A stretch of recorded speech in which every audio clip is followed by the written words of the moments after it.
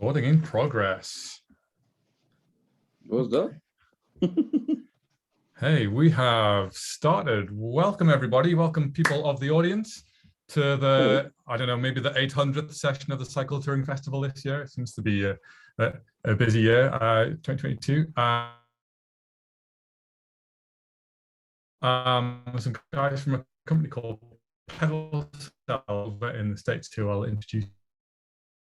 So everyone who's ridden a bike a long way has spent a lot of their brain space figuring out how to keep all of your stuff charged up. Before we get started on that, feel free to introduce yourselves in the chat part and tell us where you're listening from. It's a very international panel today, and we quite often get a few international audience members as well. So let us know where you are and how you're doing. If you've got any questions for the Q&A at the end that you want to ask, you want to type during the talk, really helpful if you can put that in the Q&A box rather than the chat box, because they can get lost in amongst the general chat in there. It just helps us find them a little bit more easily at the end. We do have live captions running if anyone wants the closed caption system. Sometimes it's on automatically, sometimes it's not. The settings somewhere in Zoom to switch that on and off. It's easy on a laptop and trickier on an iPad. So yeah. A little reminder as well that the Cycle Touring Festival is free, but it does require a bit of cost for Laura to keep running. So the suggested donation to keep the wheels turning is £5 per talk, or £20 for the whole thing. I will stick a link up in the chat box a couple of times just to remind you. If you can pay, that's great. If you can't, then don't worry. Just give what you can if you can. All right, so we are going to hear from actually a number of people today, spread across a few different places. We've got Adam and David from PedalCell, who are in Chicago and Denver, respectively. Respectively. Adam and David are Chicago and in Denver. It's like 5 in the morning, so like David is like, he deserves a lot of praise for that level of commitment.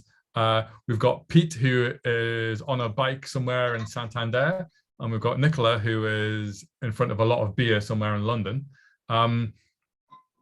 So without any further ado, I'll switch off my camera and microphone, and we'll hear from, I think we're hearing from David first, or Adam, I can't remember. They'll introduce themselves. All right, take it away. Awesome. Thanks so much for that wonderful introduction. My name is Adam. I'm one of the co-founders of PedalCell. I'm joined by my partner David, as well as Pete and Nicola today. It is bright and early for David and I here in the States. It's currently 6 a.m. for me and 5 in the morning for David. That's okay. We are here and energized and excited to speak to you all about staying charged on your bike tour. A little bit about what we're going to be talking about today. We're going to start with a little bit about who we are, talking a little bit about planning with USB devices, then get into some info about power banks, solar panels, dynamos, a little bit about our product PedalCell, how to calculate your power usage on the road. Then we're going to speak to 2 awesome riders, Pete and Nicola, who've done an aggregate of over 17,000 kilometers of UK tour riding and some short interviews. And then we're going to honestly leave the majority of the second half of the talk to some Q&A. So put your questions in the Q&A box for this call, and we'll be sure to get to them at the end, eager to answer all of your questions. A little bit about who we are. Our team is a bunch of engineers based out of the US. We're all experts in power electronics. So we developed new technology patents that we contributed to the cycling space, specifically for bicycle touring and keeping your devices charged on the road. And we shipped our first product in 2020 with this technology on board. And we just love being a part of this bicycle touring community, speaking with riders all across the globe on their bicycles who choose adventure and self-reliance over comfort. We're super excited to be here, and thank you to the UK Touring Festival for allowing us to speak this year. We love being here at this event and excited to speak with you all. So I'm going to start with a quick 2-minute video about some of our work. A sec here.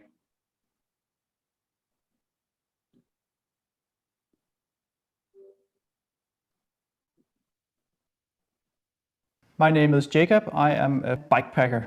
Joe from 718 Cyclists. Do a lot of trips and tours and adventures. My name is João Pombini. I'm a motorcyclist. 10 countries, 4,500K in 2 weeks. G'day, I'm Adrian, and I've been doing 2 to 3 week tours. My name's Adam Wynn. I just got done riding my bicycle across America. And when it came to power, that was something that I really wanted to be ahead of. On longer trips, you're always searching for an outlet at the ranger station in the bathroom so you can charge devices for the next day. You don't want to plan your stops, both in terms of place and how long, according to power source. Forgot my power adapter, and you can't really use dynamo hubs to really charge things. Power's too low, it's very fiddly. I'm planning to sleep in my tent with no access to power outlets. I cannot count on a lot of sun for my solar panel. I couldn't charge my phone. My Garmin just gave up. I went the Dynamo route. It's kind of a trickle charge. I don't feel like I've really gotten my investment's worth. I wish I had something that was a little more efficient, something easier to install. I have chosen to install the PedalCell to power my gear.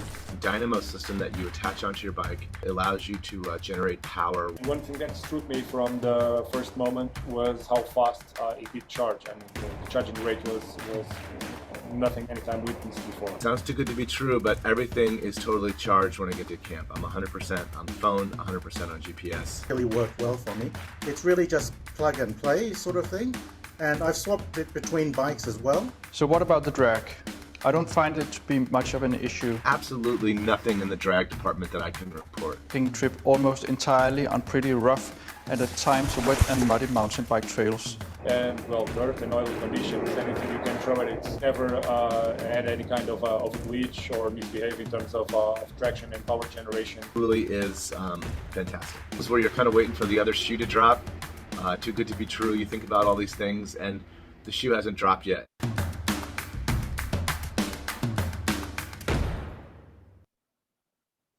All right, back to the presentation.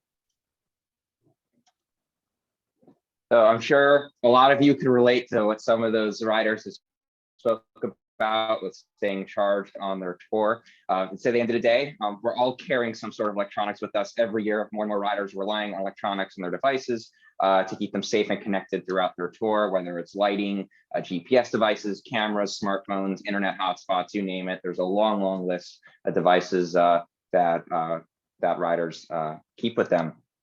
And the reality is that if you're planning any tour, it's important to plan around USB to have the best success.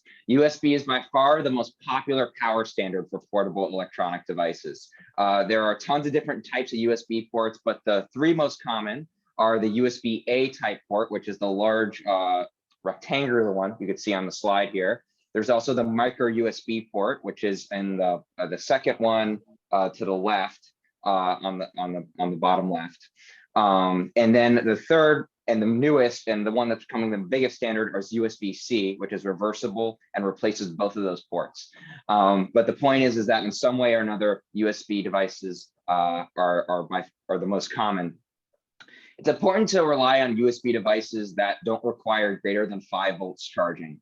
The reason why is because a lot of the power options we're going to talk about today operate off of 5 volts, and higher power devices such as laptops and some tablets, you'll have a tough time keeping charged if they require higher than 5 volts charging, like 9 volts, 12 volts, 20 volts. For those types of devices, they tend to charge best off of actual wall outlets. And if you have to plan your trip around wall outlets, that's something to consider. So if you can, bring devices that work well over 5 volts charging. And then another thing to note is that no USB port is waterproof. If you have water inside any USB port, whether the port is gold plated or not gold plated, it will corrode and could get damaged, and you don't want to be stuck with that on your tour. So make sure to charge stuff inside of a bag if you're going to be running into rain or inclement conditions, which, you know, in the UK is no stranger to that. And you want to avoid certain connectors, specifically these DC type barrel connectors. They tend to be pretty hit or miss with USB charging. They tend to have some negotiation issues. So I would avoid them. And if you carry devices with them, make sure to test them out with their USB power sources before going on your tour. Make sure everything works correctly. We're going to start talking about power banks. So this is by far the most popular option great for shorter, like less than 5-day tours. The reason why they're so popular is because they're not that expensive and they're easy to carry. Tons of options out there. And for the best experience, it's better to carry a bunch of small battery packs that could charge faster than carrying one large one. So your stops will be shorter with a bunch of smaller battery packs. And it's worth noting that we're going to be talking about some power sources today, like solar panels and dynamos. And they're not mutually exclusive to battery packs. It's quite common for riders to carry both a battery pack and a solar panel or a dynamo with it. So they're not mutually exclusive. They tend to be part of a greater setup. Some terms to know. With battery packs, you might see this on some spec sheets. The first is PD, or power delivery. This is high in and out charging over USB. This is kind of the standard fast charging rate for USB devices. You should get a battery pack with PD because it will recharge your devices faster and the battery could be charged much quicker from a wall outlet, so you won't have to wait as long.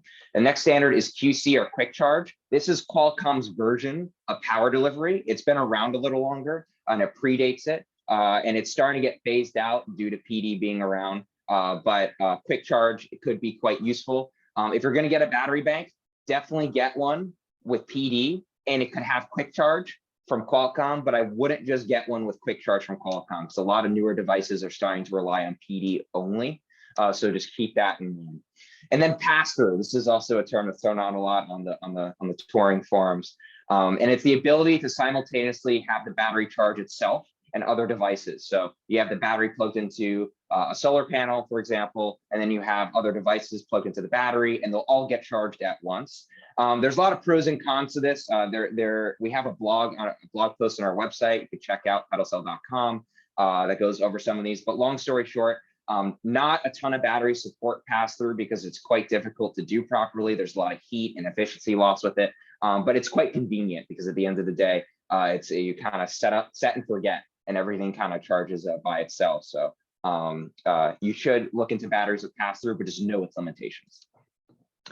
Speaking of limitations, there are limitations with battery packs on touring, the largest one being you have to have planned charging stops if you're going on a long tour. The whole point of touring at the end of the day, to be spontaneous, go where you want, venture where you want. And if you rely on battery packs, you're going to have to plan that tour around charging stops at gas stations and coffee shops, and you'll have to make sure that those places will allow you to charge. It could be hit and miss in some parts of the world. And at the end of the day, if that works within your touring structure, great. But if not, you may not be able to travel quite as remote as you want to. Another thing to note is that these batteries are sensitive to heat and cold. Heat will kill batteries outright, so they won't work anymore. And cold temperatures can reduce your capacity by half. This is just a limitation of all lithium-ion batteries. So just keep that in mind if you're going to areas with extreme climates. There's also a few rugged options, such as vibration and dropping batteries in the outdoors, or like water resistance. These are not standard in battery packs. A lot of them are designed for indoor use. So if you can choose a more rugged option, it might cost a bit more, but you'll end up paying dividends in the long run. And then they have the shortest lifespan. Out of any of the solutions we're talking today, batteries have limited charge discharge cycles. We've known plenty of riders within as little as 3 to 6 months, they have to swap out for a new battery because between the outdoor climate as well as just using it all the time, it ends up degrading in health quite fast. So these are definitely in the long run are disposable, and you might have to go through a few batteries over a year or so. But at the end of the day, they are less expensive. So for some riders, that works out. Then there are solar panels, the first power source we're going to talk about today in terms of generating electricity on your tour. And solar is great because it can be perceived as kind of free power on your ride, just taking energy from the sun. Solar is extremely clean when it works, and you could use it not just when you're touring. You could use it while hiking, camping, or even at home if you want to. But there are a bunch of best practices, more than any other power source that you have to keep in mind with solar. Online, you'll see a certain power output for a given panel, and that is only achieved in perfect conditions. Most of the time in a lab, it's very hard to achieve the perfect output for a solar panel, especially since it's rarely fully sunny out with perfect conditions. So just know that a lot of these panels, you might get around 75% of their maximum output in the real world, and they work best while stationary. So that's stationary with perfect alignment to the sun. They're not really meant to be used while you're riding your bike. And so they're great for riders who frequently stop and camp. If that's your riding style, then solar could be a great option for you, especially if it's in a sunny area. For the best experience, you want to use a panel with a lot of surface area, one that folds out. You could lay it out, get a lot of sun exposure, and you want to use it to charge an external battery bank. So those pass-through battery banks we were talking about, this is a great use case for that. You'll lose a little bit of efficiency with the battery, but at the end of the day, a lot of solar panels don't work well charging your USB devices direct. You need a battery in the middle. So you have a battery in the shade away from the sun, and that battery charges devices. And there's a few panels you want to absolutely avoid. There's a lot of false marketing out there, and there's a few things you want to avoid. The first are panels with built-in batteries. As we just spoke about, batteries hate heat, and solar panels love being in the sun. It's a bad combination. You can end up having ballooning or sometimes even an explosion if you're not careful. So don't get a solar panel with an integrated battery. You want to have that battery be separate and in the shade. The next thing is there's a lot of battery banks you could see with integrated solar panels that look really clean. A battery bank just doesn't have the surface area necessary to actually generate enough power from a tiny solar panel. And so you'll read the Amazon reviews on those types of products, and a lot of people are disappointed because they don't generate any power. So those larger fold-out panels are the ones you really need to carry. Limitations specific to touring, there are quite a few. The reality is solar panels are just a hassle to use while riding. They only work well with constant adjustment to the sun. And since your direction's constantly changing on your bike and their shadows from all your other gear, it's going to be really difficult to achieve any significant charging while you're riding. So you really have to plan your trips around stops and stopping and waiting for your stuff to charge. So you just make sure your riding style lines up with what solar is designed to do. And solar is dependable as the weather. At the end of the day, if you're going to a place that doesn't have predictable weather patterns, you could have not the best time, because if it's really cloudy or it's raining all the time, you won't generate that much power. So just plan your trip around the weather patterns. And if you're not confident about the weather, you should look at a different solution. And again, solar panels, most of them have to be used with battery banks, and that tends to introduce another efficiency loss. So that advertised output you see will be reduced by about 20 or 30% if you're using a battery bank in the middle, due to just losses in charging. And the biggest one for touring, and a lot of people don't realize because it happens down the road, is that a lot of these panels aren't designed for the vibration from cycling, especially if you're using them. A lot of the joints in the casings that are used for solar panels could actually get dislodged over time. We've had plenty of riders reach out to us with these issues. In fact, there was a solar panel company that just launched specifically for bicycle tours, but they said they'll void your warranty if you use the panel while you ride your bike. So that, I mean, you don't have to take it from us. The reality is these panels, you have to be just careful with them while you ride, leave them in their folded position, and only unfold them when you're ready to charge while you're stopped.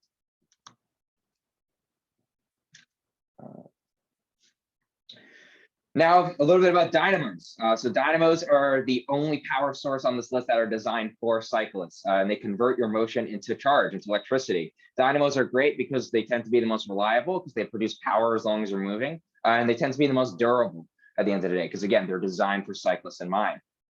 And dynamos are made of two separate components. There is a generator that mounts on your bike. It could be on the tire, the rim, or in your hub. And there's electronics and lights you have to pair with a dynamo. A dynamo system out of the box doesn't usually come with these things. You have to pair it together with USB ports or lights.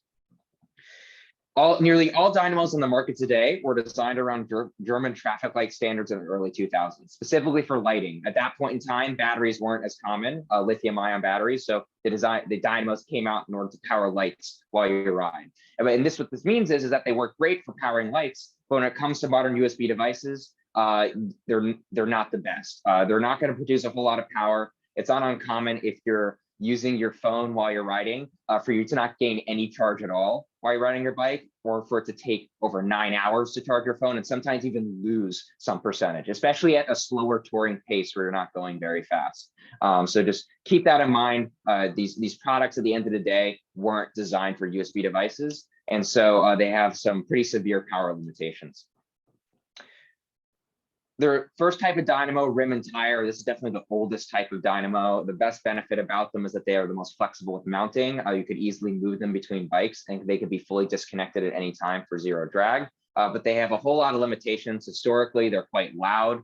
They tend to have higher drag, poor performance in the wet and off-road conditions. And again, They will not charge your device as much. It's not uncommon to not get any charge at all on a long trip if you're using your phone quite a bit, and especially at lower speeds. Then there are Dynamo hubs. These are definitely one of the most common for tourists specifically. They're built into the hub and the wheel of your bike, and they're extremely clean. That's the biggest benefit. The clean design neatly integrates into your aesthetic. They also have lower drag than your average rim dynamo, and they're more reliable than your average rim dynamo because they're not as exposed. But they have a whole lot of limitations. The first being cost. It is expensive to build a hub dynamo system. You need to buy the hub, get the labor to put it inside of a wheel, buy the rim and spokes, and then you have to buy the USB charger for it all. That's not uncommon to spend over 600 bucks, or I think that's around 500 pounds to buy all that stuff. And you can't easily remove a hub. In fact, most of the time when you install a hub in your bike, it's there permanently. And if you want one in each of your bike, you need to buy a new system. So this cost could really go up if you have multiple bikes or you're switching between different bikes. Another thing to note is that proactive maintenance is quite important with these systems, because while they don't fail often, if they do fail, it could impede your movement. Since it's in the hub of your bike, there's been a few horror stories about hubs seizing, and that means you can't move at all. So proactive maintenance is quite important with them. And again, hub dynamos, even some of the best ones, such as the Sun 28 here, which is considered the standard, have very limited power output, won't be able to charge your devices fast at all. It's a pretty marginal gain at the best of the day. At the end of the day, they're really designed for lights. And then there are the electronics that you pair with the dynamo, so with USB charging. The best thing about this is that there are a ton of options, different price points and feature sets, so you could choose the one that's best for you. But there are a lot of best practices. The first thing is that, like the solar panel, you usually need to use a pass-through battery bank with them because they don't always negotiate properly with their USB devices. The best experience is you won't be able to use a Dynamo hub to power a light and a USB device at the same time unless you're going very fast, because there's a very limited amount of power output. So installing a manual switch override on your bike is a good idea, where during the day you're charging USB devices and then flip it to the light when it gets dark out. That's quite common. And you want to avoid chargers with built-in batteries, because again, batteries limit the lifespan of any device. And since dynamos tend to last quite a long time, having a battery built in will ultimately limit your lifespan and reduce the efficiency of the system. So use an external battery instead. So that way, when that battery loses its capacity, your dynamo is still able to last quite a long time. And you want to avoid stem-mounted USB chargers, such as the one pictured here. These have no protection from water ingress.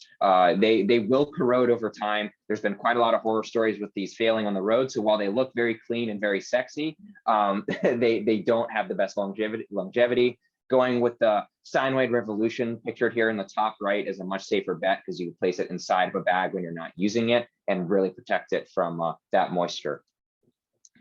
Some other limitations, keep in mind, these usually require sometimes even soldering to the hub itself. So just know it's not always easy plug and play. You might have a little electronics knowledge to get it to work, or have a shop rig it up for you. Since there's such a wide variety of these converters, at the end of the day, lower quality ones could fry your devices. So just do your research, do your reviews. You don't want to fry that $1,000 pretty smartphone you have just because you cheaped out on a converter. And using that intermediary battery pack could also help with that. And at the end of the day, regardless of which one of these you choose, they're going to have limited power output. Some might have 10% better performance than others, but at the end of the day, they're dealing with the limited power from a hub. And just know that you won't be able to gain any meaningful charge on your devices. You may not gain any charge at all. In fact, some of them with using your phone or your battery bank, for example. As you probably noticed, there's some downside to all these systems. And in fact, over the past like 10 or 20 years, there hasn't been a ton of new products in this space. And there's a reason for this. It comes down to that a lot of companies that have to invest significant engineering and upfront fixed costs and research and development into new products. It's quite expensive. For these companies, they need to have some sort of return and reach some sort of return off of that investment whenever they develop a new product. And compared to other sectors, such as road cycling or mountain biking, touring is still growing a lot, but it's still smaller than those other ones. So companies aren't always thinking about the touring riders and their needs. And that is why I'm super proud of the work our team has put into over the past 5 years or so on making PedalCell, where we're super excited to share with you today about some of the work we put into our product. So what are the benefits of PedalCell? What exactly is it? Well, it might look like one of those rim dynamos, but internally it can't be any more different. It doesn't share any components with any dynamo or any power source currently available for cyclists. It is made from the ground up.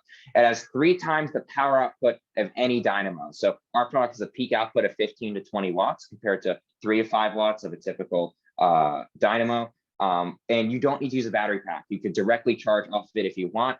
So you don't need to have that intermediary like other dynamos and solar panels need. We also have the lowest drag per watt in the industry. So watt for watt output, we're going to have the lowest drag of any dynamo system. And we could be disconnected at any time for 0 drag. And again, we're also predictable as long as you're moving. So unlike a solar panel, whether it's rain, sun, or night, you're always going to be producing power regardless. Our product's also extremely easy to install. You can easily install it on a bike or move it between bikes. And also quite durable. We have 10 times the outdoor lifespan of any lithium-ion battery. And we have the same performance on road, mud, rain, grime, snow, you name it. Unlike rim dynamos, our product has a much different mechanical and electrical design that allows us to work regardless of the conditions you ride in. It's also very quiet as well. You won't hear it while you're riding with your tire noise. You won't even know it's there. And we have a ton of anti-moisture seals with an automotive grade housing, so it can really take a beating in outdoor conditions. But there are some limitations with our product. It's not like it's perfect. The first is that we don't recommend mounting with carbon rims. And the second is we don't work on inverted suspension forks. So like loud fork truss suspensions, where your upper arm goes into your lower arm, since that goes up and down relative to your bicycle rim. PedalCell won't work on those, but you could always mount on the rear in those cases. So it's not preventative from using PedalCell. PedalCell is loved by cyclists across the globe. You see here, we're mounted on a few touring rig setups with their bags, racks, and panniers, and PedalCell mounts fine with all those different types of additions. And we were reviewed by Road CC, very popular UK publication, saying we're the best USB charging option for cyclists, price per watt. And we were reviewed by whole other publications, and there's a bunch on our website you could check out as well. PedalCell is a very easy installation. These instructions are on our website. We have a generator that spins as your wheel moves. And then we have 2 USB ports in our smart power hub that are simple plug and play. And it has our patented Cadence X technology on board. And PedalCell could just be disconnected in seconds at any time. You don't need to uninstall it if you don't need it. If you're going up a large hill, for example, you just flick it out of place in a second. And you can continue on your ride. So it's extremely adjustable and you don't have to leave it on all the time, which obviously compared to a hub dynamo is not an option. You need to leave those are permanently installed in your wheel. And rear mounting is also an option. If you want to install on your seat stay or chain stay, there's tons of different mounting options, extremely flexible. So if you have different needs or you don't want to mount in the front, or you even have some recumbent bikes or a tricycle, we fit on those perfectly fine. We have leapfrog performance over those hub and rim dynamos I mentioned earlier. We were tested by a bunch of third parties, and this is actually testing data directly from a German test. And you can see we just blow everyone out of the water, leapfrog performance over anyone else. And the reason why we're able to do this isn't due to one particular thing. We're the first in the space to do a really deep systems integration with all different parts of our product. What this means is that we developed our product completely from scratch. We didn't use any pre-existing components between our generator design, our Cadence X patented electronics, as well as our custom firmware. There really isn't anything shared with anything else. So while this was much more expensive to do and a much bigger engineering effort, it ended up allowing us to be much more efficient and achieve better performance numbers. And there's a white paper on our website that goes more in depth if you want to read the nitty gritty of how we did all that. Well, what is our Cadence X patented technology? I mentioned this a few times already. Well, in short, what it allows us to do is stabilize your power output no matter your riding speed. So your USB devices think they're plugged into a wall outlet at the end of the day, so they don't freak out as your power output changes. And we're able to do this through the use of supercapacitors. So these are energy storage similar to batteries, except they don't have a downside that batteries have. So they have an extremely long lifespan, very efficient with in and out charging, and they have a very large temperature range. So PedalCell will keep working below freezing or in extreme heat. And so supercapacitors allow us to achieve that stable output while being a much better fit for the cycling community.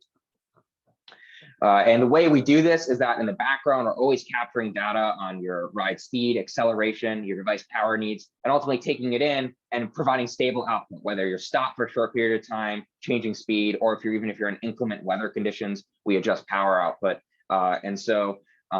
While this all might seem complicated, what it means at the end of the day is that it just works in the background. You plug your devices in, you get a charge, and our device is doing all the heavy lifting behind the scenes. Drag is a question we get asked out a lot. How are we able to generate all this extra power without adding a lot of drag? It's because we're more efficient. Since we're able to design everything from scratch, we are able to achieve much better efficiency, which means much more power from your legs.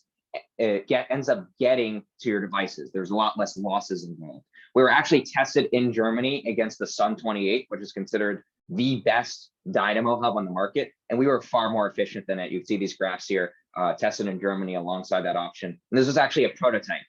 So our efficiency is actually better than this graph suggests. This happened in early 2020 before we launched, and we've done some improvements since. There's also some drag mitigation features we built into our product as well. One of our ports limits output to 3 watts. So if you don't need a fast charging rate, but you want to slowly power stuff up and you want less drag, you could just use that one port.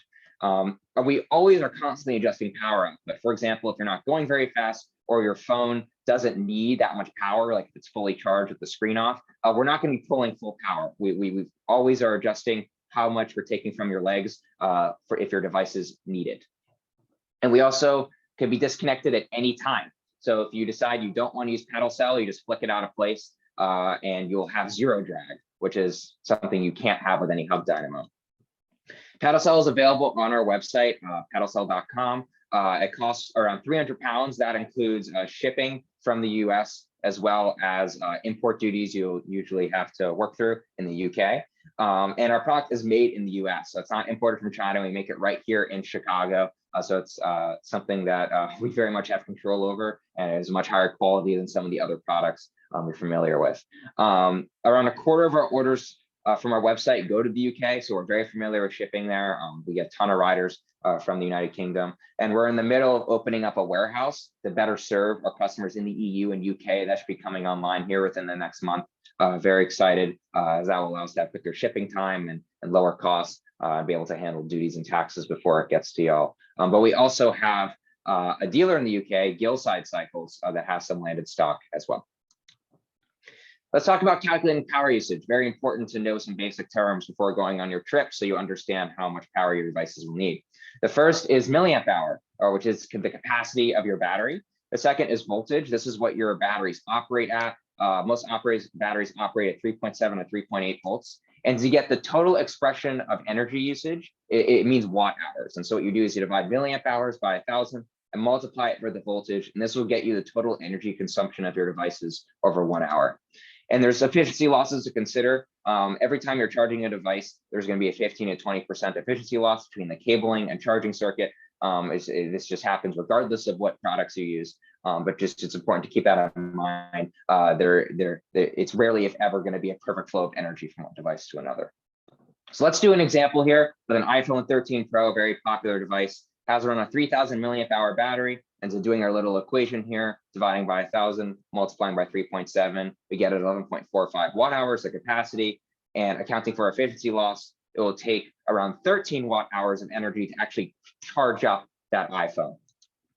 So how long would it take to charge that phone with, let's say, a 15-watt solar panel? Well, we could assume that we have average conditions, so that's around 50% perfect conditions, which is 7.5 watts. And that would mean that divided by the iPhone capacity, it would take around 1 hour and 45 minutes while you're stopped to fully charge this phone. So remember, solar panels, they work best while you're stopped with that alignment to the sun.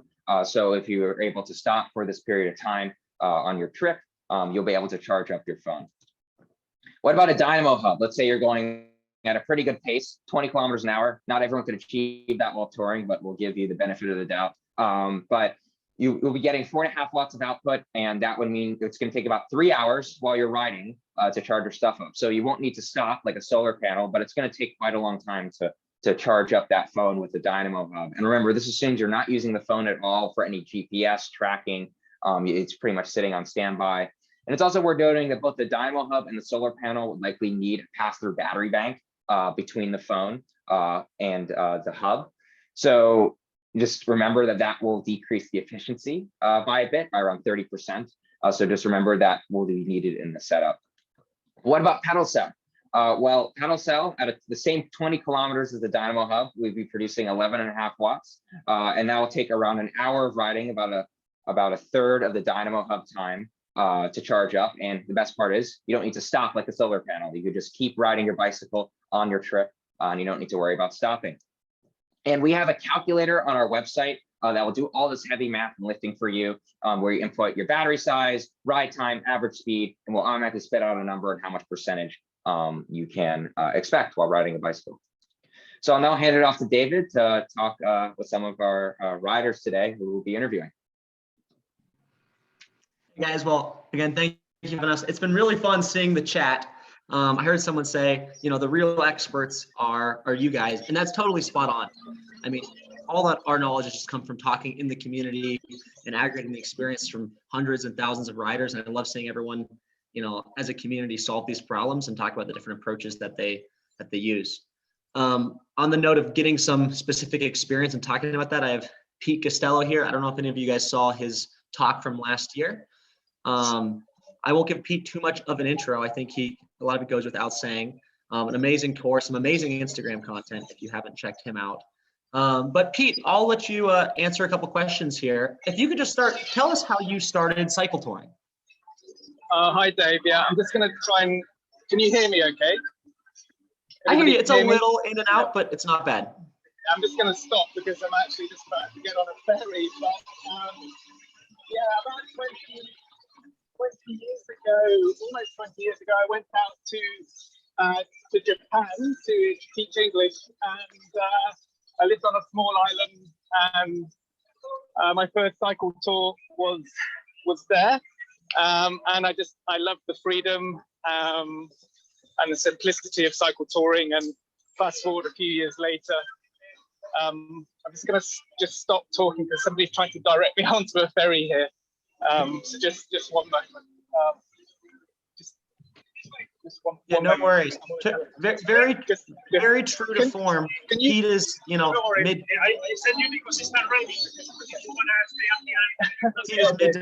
I can stop now. It's all right. I was just trying to be directed onto a ferry, so I've stopped now. So yeah, I started about 20 years ago in Japan, and I cycled back to the UK. So back then I didn't even have a phone. I used just paper maps. I had no devices at all. I kept a blog and I just used internet cafes. So a completely different time for touring. But fast forward onwards, and now, you know, people are using various devices which require charging. Yeah. And can you tell me about one of your best trips? Just picking out one specific trip that you thought you'd just recommend. This is a place someone has to tour. It was incredible. I love the mountains of Asia. So Tibet, Tajikistan, northern Pakistan. Amazing places, amazing landscapes. Never forget them. And also touring through parts of Africa, Central and East Africa. The people, the landscapes as well. Recommend that for many people, and it's been great to listen into some of the talks this week about such places as well. I love that. We'll focus mostly on your more recent touring experience because, like you said, times have changed, and it wasn't long ago that a lot less devices were being used. In more recent years, as you're using devices and staying more connected, what power options did you use in the past? And what were your biggest challenges with the power options you'd used previously?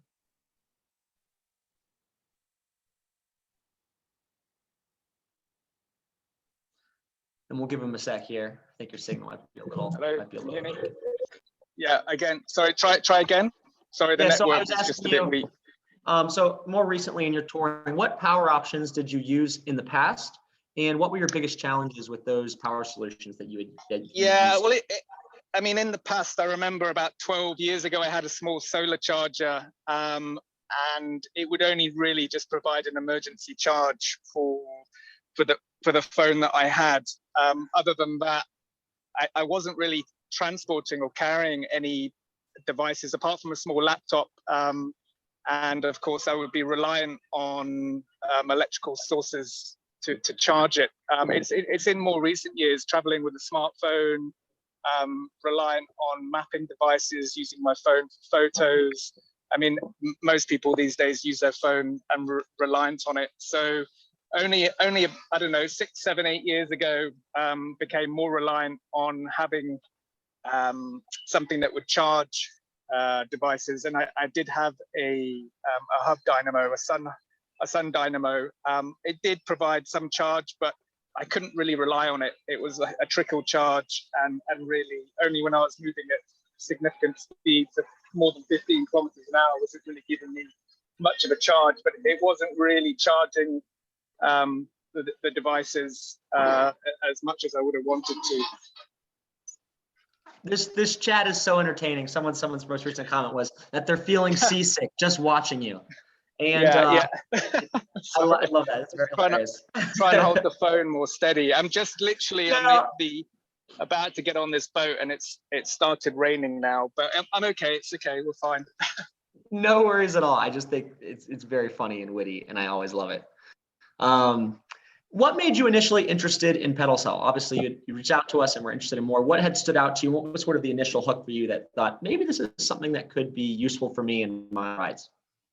Yeah, there are a few things. I think one was the simplicity of just being able to install it. I mean, Adam had mentioned, you know, with a dynamo hub on the hub requires the wheel to be built. So the installation of the PedalCell is very quick and easy to put on. I mean, it can be installed on the fork in 5 or 10 minutes, and it can be transferred or taken off the bike very easily.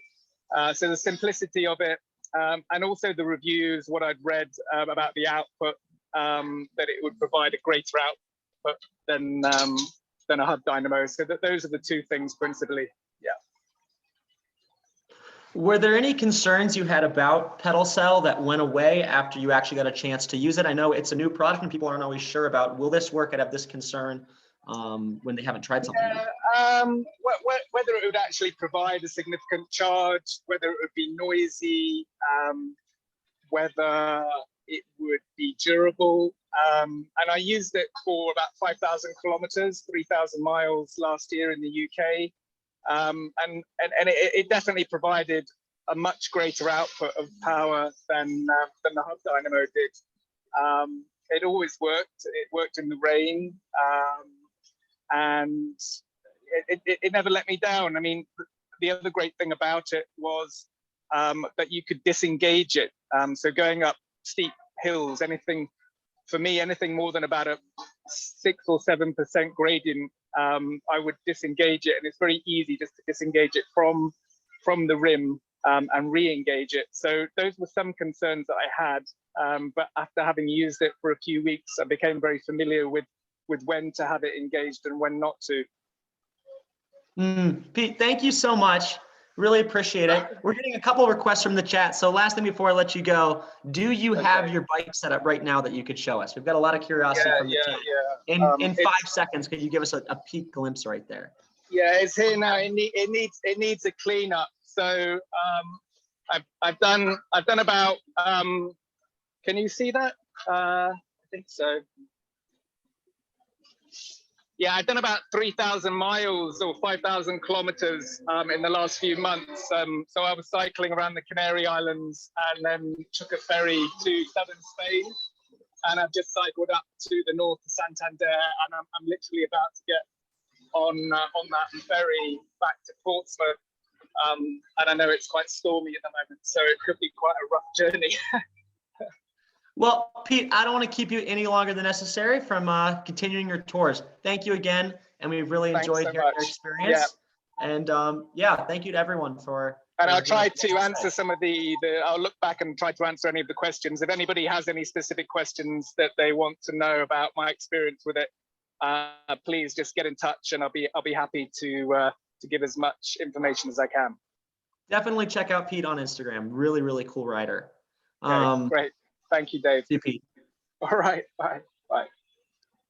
So secondly and lastly, we have Nicola, just a slightly different riding experience and riding background.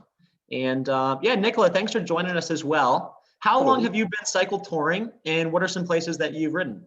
So I'm quite young on this kind of world, on the touring world. I just started when, let's say, COVID was start, like here before, and then I went through when I was like stuck at home and stuff like that. So I was just want to spend more time outside than that. So let's say the COVID, they pushed me to do touring stuff. So I will start like, yeah, touring. On the beginning, it was just, my plan was to start all around the world. But then everything was stuck, everything was shut, and then there was no possibility to going out from UK on that point. So I decided to just travel all around the UK, and this is what I did. I traveled inside all around the UK for 3 years. So yeah. That's awesome. These questions will be a little bit different from Pete, but there'll be some overlap. So same question to you. What power option were you using before PedalCell, and what were your biggest challenges with it?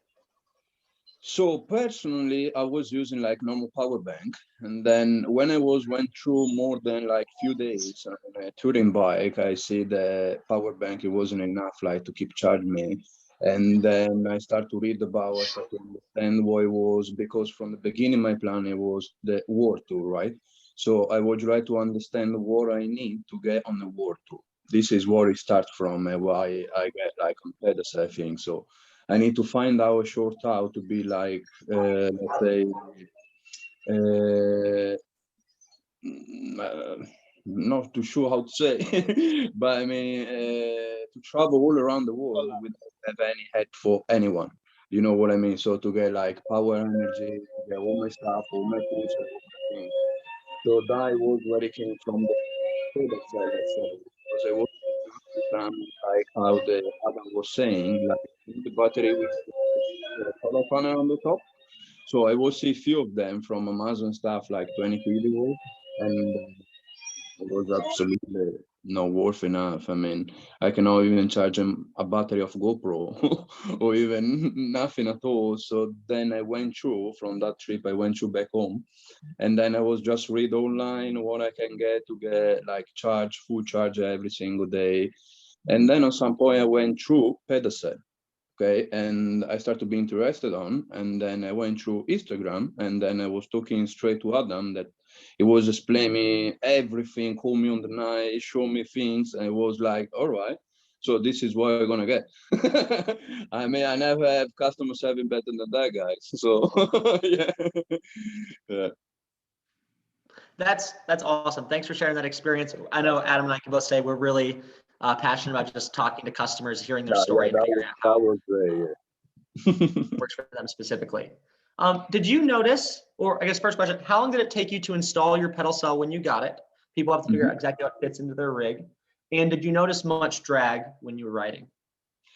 So to install it was like the easier thing I never done. It was like to screw it, like few minutes time, just screw it on, check it out. That's like few adjusting, nothing special. You don't need anything. Like it's like for real 5 minutes time, even less than that. And about drag, no, not really. I mean, when you have like 40 kilo bicycle, you don't really feel that thing.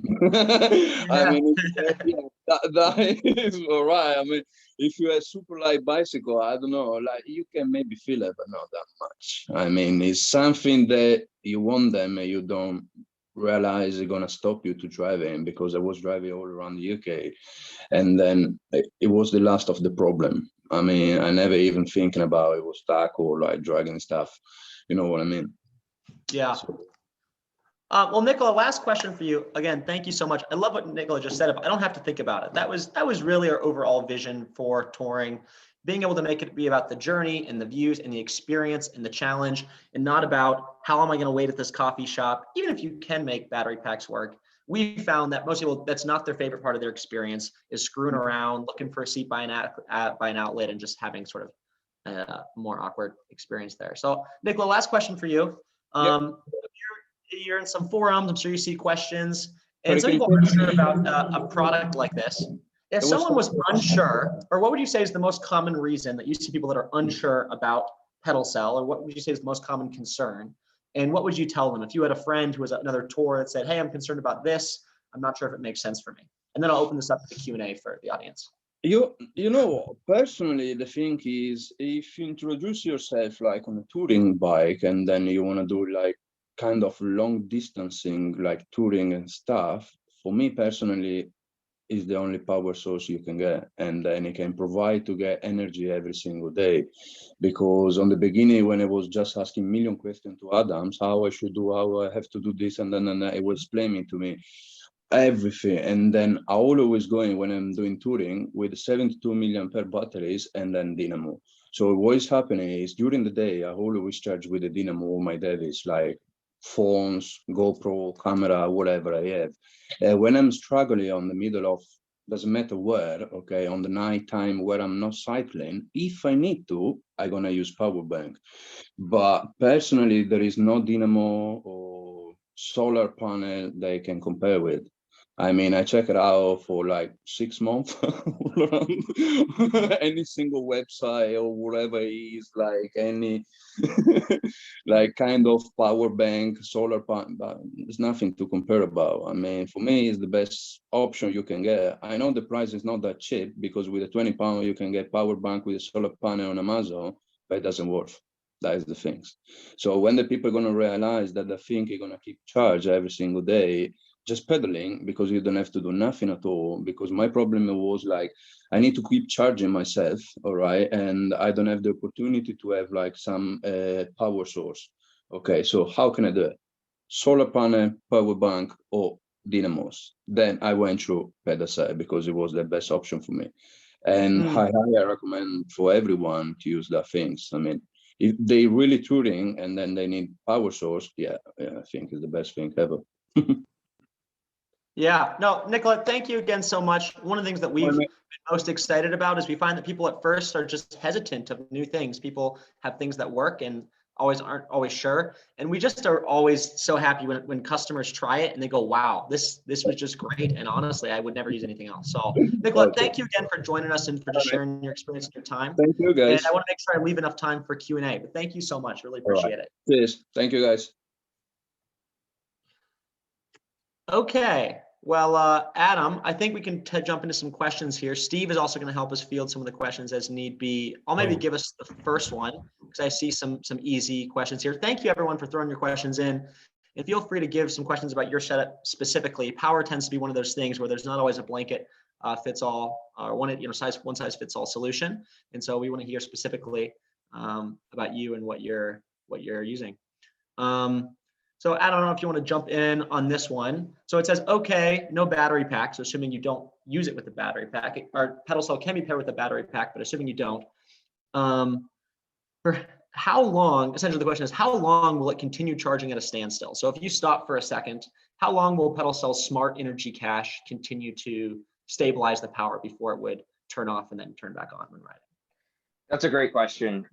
So we designed our product primarily for real-time power generation, because at the end of the day, power generation and power storage are two completely separate things to do well. There's no battery inside of our device. We did that on purpose because that extends the lifespan of our product well past after our battery would stop working, and also works in any temperatures. So our product itself will provide power for around 30 seconds to a minute while you're stopped. And in terms of, you could leave it plugged into a power bank if you want to extend that power for a longer term. And remember, most of the USB devices we're charging these days have batteries built inside of them. So if you're powering a USB light, for example, that light isn't going to shut off when PedalCell shuts off, because that light will have an internal battery. But around 30 seconds to a minute in terms of when you're actually stopped. Love that. Steve, I'll let you pull out whatever you think would be a good next question here, and we'll just start fielding these the remaining time we have left. Okay, cool. Yeah, one of the questions that actually popped up in the chat that was actually about power banks and batteries. People were asking about ideas. Well, how does the weight of a power bank compare to a PedalCell? But also, what's a good temperature range if you're going to have to go down the power bank route? What's a good temperature range to keep them working sweet? No, that's a great question. So PedalCell weighs around 500 grams, including like the whole system, and which is Around the same, maybe slightly more than like a large battery bank you might carry with you. Those might be around 400 grams. PedalCell is going to be around 500 grams. In terms of temperature ranges for battery, once you start getting below, so we work in Fahrenheit here, sorry. But at least in Fahrenheit, I don't know, David, if you want to convert this on the fly for me, but it's around beneath 40 degrees Fahrenheit and above 75 degrees Fahrenheit is when things could start to get performance-wise a little shoddy for any battery. So keeping it with between 40 and 75 degrees Fahrenheit is the sweet spot where batteries perform at their best performance. Remember, these were designed mostly for room temperature. So when you start going outside of that range, thanks for putting it in the chat, David, 4 Celsius to 24 Celsius. Yeah, I appreciate that. And I'll also add, it is a gradation. It's not as if when you cross a temperature threshold, it completely kicks off. Essentially, a battery is an internal chemical reaction, so that just can be negatively impacted. But you usually can get away with some range. On cold, you tend to just lose efficiency. Heat, you tend to get more damage on each discharge, recharge cycle, and a little bit loss efficiency as well. And I liked this question. It said, what should I expect to see with the PedalCell when plugged into an iPhone 8 or Anchor PowerCore Slim 10,000 milliamps? Should these devices show that they are charging once I reach approximately 5 to 6 miles per hour, regardless if I'm on a stationary trainer versus trail? What if they're not troubleshooting? So I think the main part of this question I wanted to pull out was, at what point does this kick on? You know, that can be a concern. I might be a slower rider. At times my pace is lower. What's the riding speed I need to be at to be generating charge for my devices? You want me to take this, David? Yeah. Okay. So PedalCell can supply for some of these questions in these last couple minutes. Cool. We've got about 2 minutes or 3 minutes left. Yeah.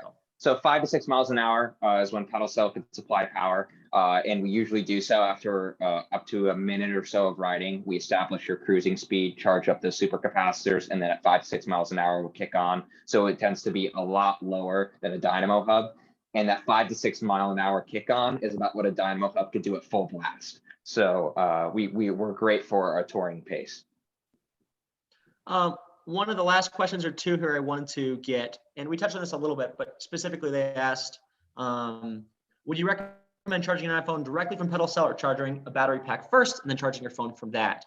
And the comment that I'll give on this is it's very common for people to use a flow-through battery pack or a battery pack in the middle. The downside is because a battery is a chemical reaction, essentially, you're going to lose 15% or so on the discharge and recharge. So the reason that we give the option to charge your phone directly, for example, is you're probably saving 30 to 40% efficiency on when it goes into the battery pack and then back out of the battery pack and then into your phone for that additional loss, because each time there is some loss there. So you definitely can charge up a battery pack and have it later for camp, and that's very common. But if you're just charging a phone, a lot of times it can make sense to do that directly for that greater power efficiency. And this kind of ties into another question, which is, can I use it to charge while at camp? PedalCell is not a battery itself. So if you're going to want power later in the day versus just having your devices powered up, yeah, then that would be a common use as well. Charge up your battery pack as you're riding and discharge that at the campsite or during the day. I think we have time for one more. Steve, is there a final question you want to pull out here? I want to be respectful of people's time. And, yeah. So one of the questions that I've a couple of people sort of asked about is availability. You did mention briefly about UK stockists. I was just wondering if you could, I think most of the audience here is in the UK, talk about the best way to get it in the UK. David, you want to take this? Look at that. We're both passing the buck. Sure. So yeah. we have a distribution partner with the shop in the UK, Gillside Cycles, and you can buy from them directly. If not, we ship internationally. A large percentage of our market is the UK and specifically Europe. And that's something that we were surprised initially. Being in the US, we were imagining US, and we almost taken aback by even not doing any marketing in that area, how many people from the UK were seeking us out. And so we're working on, we're a small company, but we're working on finding a warehousing partner there so that our shipping times can be a lot lower. Right now, it's typically about 3 weeks for normal shipping to have a PedalCell shipped to the UK, and a little less than a week for expedited. We want to have that be, a 5-day shipping time be our standard offering. So we're just working on the logistics of that as fast as we can as a small team, and figuring out how we can give a good experience for UK riders. Thanks very much. I'm actually going to be cheeky and ask another question I just saw pop up on the chat because I think it's a very good one. Nigel is asking, says all the photos he's seen so far is on bikes without mud guards. Do you have any issues with compatibility with mud guards and the pedal? No. So remember, PedalCell has 4 total mounting options. You can mount on, well, more than 4. You can mount on each side of the fork, facing forward or backward, and you could also mount on your chainstay or seat stay. And between all those options, you'll be able to mount with mud guards. Depending on the mud guard and how it mounts on your bicycle, it might interfere with one of those mounting locations. So for example, some riders might have to mount on the fork facing backward or forward specifically to get around the mud guard. But at the end of the day, once you find that mounting spot, which might take you an extra minute to figure out what works best, you won't have any issue charging stuff up. And especially when you're talking about mounting in the rear, because mud guards tend to be mounted differently back there. And I'll add similar comments just as the general answer to racks and panniers and those sorts of things. Like Adam said, the PedalCell generator is dual directional, so you can put it on either side of the tire and the front or back wheel. And so in most cases, a rider can find a place that works. I think you saw Pete's rig is pretty crowded. Most people have things on their fork. There's usually room to put it above or below and find a place to make it work for your specific rig. But you're always welcome to shoot us an email. My personal email is david@pedalcell.com, and you're welcome to hit us up, or on our website, we have live support and would love to talk through your rig specifically if you have questions about that. Brilliant. I think we'll bring that to a close. Thank you very much. That's been really enlightening. I think a lot of folk in the chat feel like they've learned something, and actually just about the broader picture of what's available charging, and PedalCell seems to be quite an important part of that landscape now. So it's really, really good to hear from you. I guess I need to say to everyone, thank you very much for coming along. I put the donation link in the chat again a wee while ago, so scroll up to see that. There are still 5 or 6 more sessions of the Cycle Touring Festival, cyclingtouringfestival.co.uk/what's on. You can find them, and things like Simon Parker's new book, people talking about the King Alfred Way, I think. And tomorrow I'm definitely going to try and watch the Slow Road to Tehran. That looks like quite an exciting. But someone on the chat is asking what's the molecules behind me. This is a an orbital model of benzene. There you go. I used to be a chemistry teacher. Right. So thanks everyone for coming along, and I'll do a little one-man round of applause for all of our speakers. Thanks to Nicola and Pete, and I've already forgot your names, Adam and David, and hopefully we'll see you at some of the other sessions. Yeah, thank you so much, you guys. Appreciate it. Thanks for having me. Bye, everyone. See ya. Thank you.